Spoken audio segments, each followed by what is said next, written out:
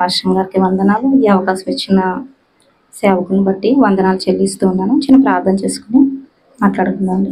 దేవానికి స్తోత్రాలు ప్రభువా, స్తుతులేసే వందనాలు ప్రభువా, కృతజ్ఞత స్తోత్రాలు తండ్రి. ఏ యోగ్యత అర్హత లేకపోయినప్పటికీ ప్రభు అయిన యేసు నువ్వు పలికిన శ్రేష్టమైన 7 మాటల్లో ఒక మాటను ధ్యానించడానికి ఇక్కడ నిలబెట్టిన నీ కృపను బట్టి యేసయ్య కృతజ్ఞతాస్తుతులు చెల్లిస్తూ ఉన్నాను. ప్రభు అయిన యేసయ్య తండ్రి నాయన సంఘం ఎదుట సహోదరులందరి మధ్యలో నిలబడి ప్రభువ ధ్యానిస్తూ ప్రభువ తండ్రి నాయన మాట్లాడుతుండగా నీ కృపను ప్రభువ నీ ఆత్మ స్వాధీనంలోకి నన్ను తీసుకోమని యేసుక్రీస్తు నామములో ప్రార్థన అడుగుచున్నాం తండ్రి, ఆమేన్. 4వ మాట ధ్యానించుకుందామండి. నా దేవా నా దేవా నన్నెందుకు చేయి విడిచితివి. ఈ మాట మనకి మరి బైబిల్లో 2 చోట్ల కనబడుతుందండి. అందరికీ తెలుసున్నారు కాబట్టి నేను రెఫరెన్స్లు చెప్పుకుంటూ వెళ్ళిపోతాను, చదవక్కర్లేదు. మత్తయి సువార్త 27వ అధ్యాయం 46వ వచనంలో కనపడుతూ ఉంది. ఇంచుమించు 3 గంటలప్పుడు యేసు ఏలీ ఏలీ లామా శబక్తాని అని బిగ్గరగా కేకవేసెను. ఆ మాటకు నా దేవా నన్నెందుకు చేయి విడిచితివని అర్థము. మార్కు సువార్త 15:34లో కూడా సేమ్ ఇదే మాట మనకి కనిపిస్తుందండి. అక్కడ కూడా సేమ్ 3 గంటలకు యేసు ఎలోయి ఎలోయి లామా శబక్తాని అని బిగ్గరగా కేకవేసెను. ఆ మాటలకు నా దేవా నన్నెందుకు చేయి విడిచితివి అని అర్థము. మరి దేవుడు తండ్రి అయిన దేవునితోటి నా దేవా నన్నెందుకు చేయి విడిచితివి అని తండ్రి అయిన దేవునికి ఇది ప్రార్థన చేస్తూ ఉన్నారండి. ఈ మాటను మరి ప్రార్థనగా అర్థం చేసుకోవచ్చు. ఈ మాట మరి దేవుడితోటి ఆయన ప్రార్థిస్తూ ఉన్నారు, తండ్రితోటి నా దేవా నన్నెందుకు చేయి విడిచితివి అని ప్రార్థిస్తూ ఉన్నారండి. మరి అలా చెయ్యి విడవబడినప్పటికీ కూడా దేవుడితోనే ప్రార్థన చేస్తూ ఉన్నారు యేసు ప్రభు వారు. మన స్థితి పరిస్థితుల్లో కూడా చాలా సార్లు మనకు కూడా చెయ్యి విడవబడిన పరిస్థితులు చాలా కనిపిస్తూ ఉంటాయండి. మన పరిస్థితుల్లో కానీ చాలా విషయాల్లో నిజమే, ఇది చెయ్యి విడవబడింది, ఈ పరిస్థితి మళ్ళీ మనకి రాదేమో, దేవుడు నా చెయ్యి విడిచిపెట్టేసాడేమో అనిపిస్తూ ఉంటది. కొన్ని సార్లు కొన్ని సందర్భాలు ఇంకా మనం తట్టుకోలేని స్థితిలో ఇంకా అలాంటి చాలా ఇబ్బందులు మన చుట్టుముట్టినప్పుడు నా దేవుడు నా చెయ్యి విడిచిపెట్టేశాడా, ఇలాంటి పరిస్థితి ఎందుకు నాకు కలిగింది అని చెప్పేసి చాలా కృంగిపోతున్న స్థితులు ఉంటాయి. కొన్ని పరిస్థితులు అందరితో చెప్పుకోలేము, పర్సనల్ గా అనుభవించే స్థితులు కూడా ఉంటాయండి. అప్పుడు కూడా మనకు అదే అనిపిస్తుంది, దేవుడు నా చేయి విడిచిపెట్టాడా, లేదా దేవుడు నన్ను మర్చిపోయాడా, ఏంటి ఎందుకు నన్ను పరిస్థితుల్లో ఉన్నానని. కానీ అలాంటి స్థితిలో కూడా మనం దేవుడికే ప్రార్థన చేయాలండి. మరి ఎందుకంటే చెయ్యి విడిచిపెట్టినా యేసుప్రభు వారు తండ్రికే ప్రార్థిస్తూ ఉన్నారు. మనం కూడా అలాంటి మరి చెయ్యి విడిచిపెట్టాడేమో దేవుడు అని మనకు అంత కృంగిపోయిన స్థితిలో కూడా మరలా మనము దేవునికే ప్రార్థన చేయాలి. ప్రభువా అని చెప్పేసి దేవునికి మరి ఖచ్చితంగా మనం ప్రార్థన చేసినప్పుడు నిరుత్సాహపడకుండా నిస్సందేహంగా దేవునికి ప్రార్థన చేసినప్పుడు ఖచ్చితంగా మరలా దేవుడు మన చేయి పట్టుకుంటారండి. దేవుడు మనల్ని నడిపిస్తారు. ఆయన ఎప్పుడు కూడా విడిచిపెట్టలేదు. కానీ ఆ పరిస్థితులు మనకు అలా అనిపిస్తూ ఉంటాయి. కానీ ఆ స్థితిలో కూడా మనం ప్రార్థన చేసేవారుగా ఉండాలని ఈ మాటను బట్టి మనం గ్రహించుకోవచ్చు. మరి దీనికి ఎగ్జాంపుల్ గా మరి మనం నిర్గమకాండము 3వ అధ్యాయం 7వ వచనంలో చూడొచ్చండి. మోషే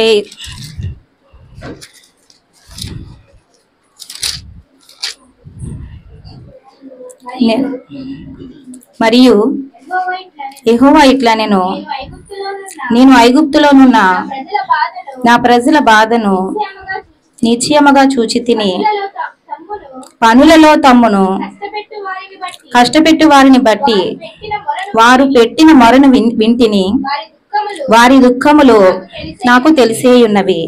ఇది అందరికీ తెలుసండి. ఇజ్రాయేలీలు మరి బానిసత్వంలో ఉన్నప్పుడు ఆయన మూలుగులు విని, ఇజ్రాయేలీల యొక్క మూలుగులు విని దేవుడు మోషేని పంపించి ఇజ్రాయేల్ని విడిచిపెట్టారు. మరి అక్కడ పరిస్థితి ఎలా ఉందంటే ఇజ్రాయేల్కి దేవుడు తను చేయి విడిచిపెట్టినట్టుగానే ఉంది. వారు మూలుగుతూ ఉన్నారు, ప్రభువా మమ్మల్ని జ్ఞాపకం చేసుకో తండ్రి, మమ్మల్ని చేయి విడిచిపెట్టావా అనేసి మూలుగుతూ ఉంటూ ఆ మూలుగుని విని అది ప్రార్థనగా దేవుడు అంగీకరించి మరి మోషేని పంపించి ఇజ్రాయేల్ని విడిపించడం జరిగిందండి.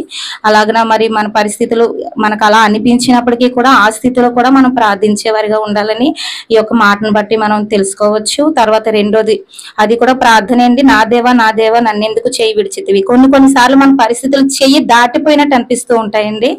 అంటే చెయ్యి జారిపోయింది, ఇంకా ఇది చెయ్యి దాటిపోయింది, మన చేతుల్లో లేదు అంటే మన కోర్టు కేసులే కావచ్చు, లేకపోతే మన హెల్త్ కావచ్చు, డాక్టర్స్ ఇంక మేమేం చేయలేం అమ్మ దేవుడే ఉన్నాడని చెప్పిన పరిస్థితులు చాలా ఉంటాయి. అలాగే కోర్టు కేసుల్లో కూడా ఇది ఇంకా అవ్వదు, ఇది ఇంకా అయిపోయింది, ఇది మన చెయ్యి దాటిపోయింది పరిస్థితి పరిస్థితి ఇంకా మన వల్ల కాదు అనుకునే స్థితిలో పరిస్థితులు చాలా ఉంటాయి. కానీ అలాంటి చేయి దాటిపోయిన పరిస్థితుల్లో కూడా మనము దేవునికి ప్రార్థన చేయాలి, ఖచ్చితంగా మనం జవాబును పొందుకుంటామండి. మరి ఆ విషయంలో కూడా మనం బైబిల్లో నుంచి తెలుసుకోవచ్చు. అందరికీ తెలుసున్నదే. ఎస్తేరు గ్రంథంలో మరి మొర్దెకైని చంపాలనేసి హామాను అనుకున్నాడు. మరి యూదులందరినీ కూడా నాశనం చేయాలని రాజాజ్ఞ ముద్రించబడిందండి. ముద్రించబడినప్పటికీ కూడా మరి ఎస్తేరు ఉపవాసం ఉండి ప్రార్థన చేస్తే మరి దేవుడు గొప్ప కార్యం చేశాడు. రాజాజ్ఞను మార్చాడు దేవుడు. మరి రాజాజ్ఞను మార్చి ఆ యూదులందరినీ రక్షించబడడానికి దేవుడు గొప్ప కార్యం చేశాడు. ఎందుకంటే అది నిజంగా చేయి దాటిపోయిన పరిస్థితి. ఆల్రెడీ రాజముద్ర వచ్చేసింది యూదులందరినీ చంపేయాలని చెప్పేసి. కానీ మరి ఎస్తేరు ఉపవాసం ఉండి ప్రార్థన చేసినప్పుడు రాజాజ్ఞను కూడా దేవుడు మార్చాడండి. అలాంటి మన పరిస్థితులు ఏదైనా సరే, మన చేయి దాటిపోయింది, ఇంకా మన వల్ల కాదు, ఇది హోప్ లేదు అనుకున్న పరిస్థితుల్లో కూడా మనం ప్రార్థన చేసినప్పుడు దేవుడు ఖచ్చితంగా మనకు సహాయం చేసేవారై ఉన్నారు. అలాగే శారా గర్భం కూడా ఉడికిపోయిందండి. అది కూడా మనం ఎగ్జాంపుల్ గా తీసుకోవచ్చు. శారాకు మరి 90 సంవత్సరాలు గడిచిపోయింది. తనకి మరి స్త్రీ ధర్మం కూడా నిలిచిపోయింది. మన అందరికీ తెలుసు. ఇంకా అది చేయి దాటిపోయిన పరిస్థితేనండి. ఇంకా ఆ టైంలో మరి బిడ్డలు పుట్టడం అనేది సహజంగా జరిగేటువంటి ప్రక్రియ అయితే కాదు. అది కూడా చేయి దాటిపోయిన పరిస్థితే. కానీ అలాంటి సమయంలో కూడా మరి దేవుడు అబ్రహాము ప్రార్థన అంగీకరించారు. 90 సంవత్సరాలు మరి అబ్రహాముకి 100 సంవత్సరాలు వచ్చినప్పుడు దేవుడు ఇస్సాకుని అనుగ్రహించారు. మరి అలాంటి చెయ్యి దాటిపోయిన పరిస్థితుల్లో ప్రార్థించినప్పుడు మరి అబ్రహాంకు సారాకు సహాయం చేసిన దేవుడు. ఎస్తేరు గ్రంథంలో మరి యూదులకు మొర్దెకైకి సహాయం చేసిన దేవుడు మనకి కూడా సహాయం చేస్తారండి. మన జీవితంలో కూడా అలా చేయి దాటిపోయింది, ఇంక ఈ పరిస్థితి నా వల్ల కాదు అనుకున్న స్థితిలో కూడా మనం ప్రార్థన చేసినప్పుడు వాటిని పొందుకోగలము. ఈ మాట ద్వారా మరి ఈ 2 ప్రార్థనలు మనం చేయొచ్చండి. తర్వాత ఈ మాటలోనే ఉన్నదండి, నా దేవా నన్నెందుకు చేయి విడిచితివి అన్నప్పుడు అక్కడ ఉంటుంది, ఏలీ ఏలీ లామా శబక్తాని అని బిగ్గరగా కేక వేసాను. చాలా ఆయన బిగ్గరగా కేక వేశారు, అంటే బిగ్గరగా ప్రార్థిస్తూ ఉన్నారన్నమాట. మరి అది కూడా మనం ప్రార్థనగా చేసుకోవచ్చు. చాలా బిగ్గరగా అంటే గట్టిగా ప్రార్థిస్తూ ఉన్నారు. కొన్ని సార్లు మన పరిస్థితులు కూడా అలా మనం గట్టిగా కేక వేసి ప్రార్థన చేసినట్టుగా అనిపిస్తాయి. అంటే ఇది హోప్ లేదు, కానీ మనకు విశ్వాసం ఉంటది దేవుడు ఖచ్చితంగా మనకి సహాయం చేస్తారని. కొన్నిసార్లు మనం చాలా విశ్వాసంతో ప్రార్థిస్తూ ఉంటాం, కానీ చూసిన వాళ్ళకి అది చాలా వెరితనంగా ఉంటదండి. మరి యేసు అలా ప్రార్థిస్తూ ఉన్నప్పుడు అక్కడ వాళ్ళందరూ కూడా అంటున్నారు, చూద్దాము ఏలియా వస్తాడేమో, తను రక్షిస్తాడేమో అని ఏలియాని పిలుస్తున్నారు కదా అని కింద అపహాసం చేసినట్టు అక్కడ వాక్యంలో మనం చదువుకోవచ్చు. ఒకసారి చూద్దామండి మత్తయి సువార్తలో.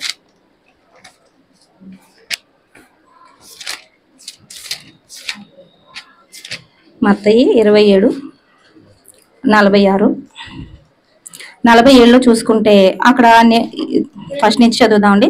ఇంచుమించు 3 గంటలప్పుడు యేసు ఏలీ ఏలీ లామా శబక్తాని అని బిగ్గరగా కేక వేసెను. ఆ మాటకు నా దేవా నన్నెందుకు చెయ్యి విడిచితివని అర్థము. అక్కడ నిలిచి ఉన్న వారిలో కొందరు ఆ మాట విని ఇతడు ఏలియాని పిలుచుచున్నాడనిరి. వెంటనే వారిలో ఒకడు పరిగెత్తుకుని పోయి స్పంజి తీసుకుని చిరకాలం ఉంచి రెల్లును తగిలించి ఆయనకు త్రాగనిచ్చును. అంటే ఇక్కడ ఈ మాట తీసుకుందామండి. అక్కడ నిలిచి ఉన్న వారిలో కొందరు ఆ మాట విని ఇతడు ఏలియాని పిలుచుచున్నాడు. వాళ్ళందరూ కూడా ఇతను ఏలియాని పిలుస్తూ ఉన్నాడు, ఏలియా వచ్చి ఇతను రక్షిస్తాడేమో చూద్దామని చెప్పి చాలా అపహాస్యం చేస్తూ ఉన్నట్లుగా మనకి కనిపిస్తూ ఉంది. మరి కొన్నిసార్లు మన పరిస్థితుల్లో కూడా మనం విశ్వాసంతో, ఎందుకంటే జనులకు మరి దేవుడు మనకు సిద్ధపరిచినవి ఇందాక అన్నీ చెప్పారు, కంటికి కనపడలేదు, చెవులకు వినపడలేదు, మనిషి హృదయానికి అగోచరమని. అలాంటివి మన జీవితంలో దేవుడు కార్యాలు ఎన్నో ఉంటాయని విశ్వాసంతో మన పరిస్థితి ఎలా ఉన్నా మనం ప్రార్థిస్తూ దేవుళ్ళలోనే ముందుకు సాగుతూ ఉన్నప్పుడు మన చుట్టాలే కానీ, బంధువులు కానీ, స్నేహితులు కానీ, ఇరుగు పొరుగు కానీ చాలా అపహాస్యం చేసే రోజులు ఎన్నో ఉంటాయండి. అది నేను చాలా ఎక్స్పీరియన్స్ తో చెప్తూ ఉన్నాను. నువ్వు ప్రార్థిస్తూ ఉన్నావు కదా, నీ కార్యం ఎంతవరకు జరుగుతుందో మేము చూద్దాము అని అపహాస్యం చేసేవాళ్ళు, చాలా హేళన చేసేవాళ్ళు, గేలి చేసేవాళ్ళు మన చుట్టూనే ఉంటారు. అయినప్పటికీ మనం మాత్రం ప్రార్థన విడవకూడదండి, ఖచ్చితంగా ప్రార్థిస్తూనే ఉండాలి. దానికి కూడా మన బైబిల్ గ్రంథంలో నుంచి ఎగ్జాంపుల్ తీసుకోవచ్చు. యోబుని తీసుకోవచ్చు. యోబు మరి పరిస్థితులు అన్ని దిగజారిపోయినప్పుడు ప్రార్థిస్తూ ఉన్నాడు. బిడ్డలను కోల్పోయాడు, ఆరోగ్యం కోల్పోయాడు, ఆస్తిని కోల్పోయాడు. అయినప్పటికీ యోబు విశ్వాసంతో ప్రార్థిస్తూ ఉన్నప్పుడు మరి తన స్నేహితులు అందరూ చుట్టూ చేరి తను చాలా గేలి చేస్తూ ఉన్నారు. నీ విశ్వాసం సరిపోలేదేమో, నువ్వు సరిగ్గా భక్తిలో లేవేమో అంటూనే ఉన్నారు. తన భార్య కూడా అలాగే తనని గేలి చేశారు, నిందించారు. కానీ మరి దయగల దేవుడైతే యోబుని జ్ఞాపకం చేసుకుని 2 ఆశీర్వదించినట్లుగా మనం బైబిల్లో నుంచి చూడొచ్చు. అలాగే మన పరిస్థితులు మనకి గేలి చేస్తున్నప్పటికీ, చుట్టుపక్కల వారు మనల్ని ఏం అంటున్నప్పటికీ, మన పరిస్థితి బాగోలేనప్పటికీ కూడా మనం దేవుడికి ప్రార్థించినప్పుడు ఖచ్చితంగా జవాబునైతే పొందుకుంటామండి యోబు వలె. మరి ఈ మాట మొదటగా మరి ప్రార్థన విషయంలో ఈ 3 విషయాలు మరి దేవుడు నాకు మాట్లాడడం జరిగిందండి. మరి రెండవదిగా మరి దేవుడు నా దేవా నన్నెందుకు చేయి విడిచితివని మాట్లాడుతూ ఉన్నారు. మరి నిజంగానే తండ్రి అయిన దేవుడు యేసు ప్రభు వారి యొక్క చేయి విడిచిపెట్టడం సిలువలో జరిగి ఉన్నది. ఆయన ఎందుకంటే తండ్రి అయిన దేవుడు మరి యేసు ప్రభు యొక్క చేతిని ఎందుకు విడిచిపెట్టారు అంటే మరి దేవుడు ఎంతో పరిశుద్ధుడండి. మరి యేసు ప్రభు వారు మన పాపములన్నిటిని ఆయన పైన వేసుకుని ఉన్నారు. ఆయన భరించారు మన పాపాలని, మన శాపాలని అన్నిటినీ కూడా ఆయన భరించారు. అందువల్ల మరి దేవుడు యేసు ప్రభు వారి చేతిని విడిచిపెట్టడం అనేది జరిగిందండి. మరి మత్తయి సువార్త 26:28 చూద్దామండి.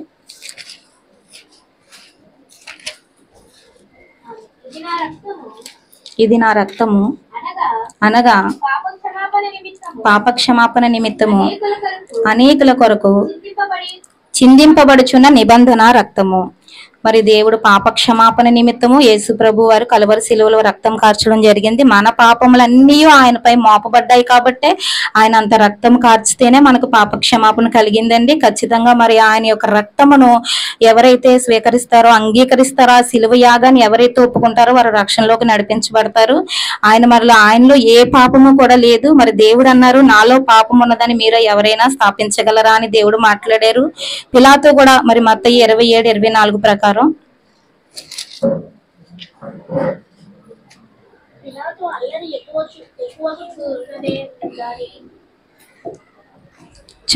తన వలన ప్రయోజనం ఏమీ లేదని గ్రహించి నీళ్లు తీసుకుని జనసమూహం ఎదుట చేతులు కడుగుకొని, ఈ నీతిమంతుని రక్తమును గూర్చి నేను నిరపరాధిని, మీరే చూచుకోండి అని చెప్పాను. మరి పిలాతు కూడా ఈయన నీతిమంతుడని సాక్ష్యం ఇస్తూ ఉన్నారు. అలాగే పాపం చేసిన స్త్రీ దగ్గర కూడా మీలో పాపం ఉన్నవాడు ఎవడైనా మొదటగా రాయి వేయండి అంటే ఎవ్వరు రాయి వేయరు. యేసుప్రభు వారు అమ్మ ఎవరు రాయి వేయలేదా, నేను కూడా రాయి వేయను అన్నారు. అంటే ఆయన అక్కడ పాపం లేనివాడుగా కనబడుతూ ఉన్నాడు. కానీ పాపం లేని యేసుప్రభు వారు కలువరి శిలువలో మన కొరకు పాపమై నిలిచివలసి వచ్చింది. అందువలనే దేవుడు మరి యేసుప్రభు వారి యొక్క చెయ్యిని విడిచిపెట్టడం అనేది జరిగిందండి. మరి దేవుడు మరి పరిశుద్ధుడు, అలాగే మనం కూడా పరిశుద్ధంగా ఉండాలని దేవుడు కోరుకుంటూ ఉన్నారు. మన పాపములన్నీ ఆయన మీద మోపబడ్డాయి కాబట్టి ఇక మనం పాపం లేని వారిగా జీవించాలి. దేవుని తెలుసుకున్నటువంటి మనము మరలా పాపానికి ఎంత మాత్రము కూడా మళ్ళీ మన పాపాన్ని లోపలికి చేర్చుకోవడానికి వీల్లేదు. తెలియని వారైతే యేసు రక్తం ద్వారా పాపాన్ని కడుగుకోవాలి. తర్వాత మరి ఏ పాపము లేకుండా దేవుడు పరిశుద్ధుడు కాబట్టి మనము కూడా పరిశుద్ధుడుగా ఉండాలని ఈ వాక్యాన్ని బట్టి మనం నేర్చుకోవచ్చండి. తర్వాత మరి దేవుడైతే నిన్ను విడువను, నిన్ను ఎడబాయనని మనకు వాగ్దానం చేశారు. మరి తండ్రి అయిన దేవుడు తన కుమారునైనా చేయి విడిచిపెట్టడానికి ఇష్టపడ్డారు, కానీ మనల్ని చేయి విడిచిపెట్టడానికి ఎంత మాత్రము కూడా ఇష్టపడలేదండి. మన పాపముల నిమిత్తం కుమారుని చేయి విడిచిపెట్టారు, కానీ మన చెయ్యిని విడిచిపెట్టడానికి ఆయన ఎంత మాత్రము కూడా ఇష్టపడలేదు. యేసుపై మన పాపాలన్నీ మోపడానికి, యేసుపై మన శాపాలన్నీ మోపడానికి దేవుడు ఇష్టపడ్డారు, కానీ మనల్ని మాత్రము ఎంత మాత్రము చేయి విడిచిపెట్టడానికి ఇష్టపడలేదు. ఆయన మరి యేసు ద్వారా, యేసు రక్తం ద్వారా మనల్ని నీతిమంతులుగా తీర్చారు. మనల్ని నీతిమంతులుగా తీర్చి మన చేయి పట్టుకున్నారండి. దేవుడు యేసు ప్రభు వారి యొక్క చేయి విడిచిపెట్టినప్పటికీ మన చేతిని దేవుడు పట్టుకుని ఉన్నారు. ఆ చేయి విడిచిపెట్టడం కూడా కేవలం మన పాపముల కొరకు, మన శాపముల నిమిత్తము దేవుడు పాపముగా సిలువలో వేలాడుతున్నారు కాబట్టి దేవుడు మరి యేసుప్రభు వారి యొక్క చేయి విడిచిపెట్టి ఆయన రక్తం ద్వారానే మరలా మనల్ని పరిశుద్ధులుగా మార్చి మన చేతిని దేవుడు పట్టుకున్నారు. మరి అందుకే దేవుడు వాగ్దానం చేశారు, నిన్ను విడువను, నిన్ను ఎడబాయను అని చెప్పేసి. మరి కొన్నిసార్లు మన జీవితంలో కూడా చాలా మంది నీతో నేను ఉంటాను, నీతో నేను ప్రయాణం చేస్తాను, చివరి వరకు తోడుంటానని చెప్పిన వారు మధ్యలోనే చేయి విడిచి వెళ్ళిపోయే పరిస్థితులు ఎన్నో చూస్తామండి. అంటే వాళ్ళు మంచిగా వెళ్ళిపోవచ్చు, స్వార్థంతో వెళ్ళిపోవచ్చు, ఏ రకంగా అయినా ఈ లోకంలో నుంచి విడిచి వెళ్ళిపోవచ్చు. ఏదో రకంగా నీతో ఉంటాము, కడ వరకు నీతో కొనసాగుతామని చెప్పినటువంటి వారు ఎన్నోసార్లు చేయి విడిచి మధ్యలోనే వెళ్ళిపోతూ ఉంటారు. కానీ దేవుడు మాత్రం మన చేయి మాత్రం ఎప్పటికీ విడిచిపెట్టరు, చివరి వరకు మరి వాగ్దానం చేసి ఉన్నారు, దేవుడు నిన్ను విడువను, ఎడబాయను అని. అలాగే కీర్తనలో 48:14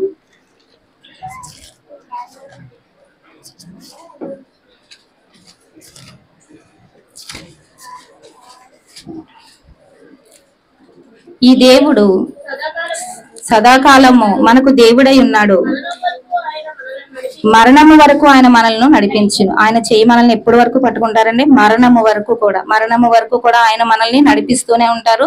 మన చేతిని దేవుడు విడిచిపెట్టరు. నిన్ను విడువని ఎడబాయనని వాగ్దానం చేసిన దేవుడు మరి కలువలి సిలువలో మరి యేసు ప్రభు వారి యొక్క చేతిని విడిచిపెట్టినప్పటికీ మన చేతిని అయితే పట్టుకుని ఆ యేసు రక్తం ద్వారానే మనల్ని నీతిమంతులుగా మార్చి మరి మరణము వరకు కూడా ఆయన మనల్ని నడిపిస్తూనే ఉన్నారు.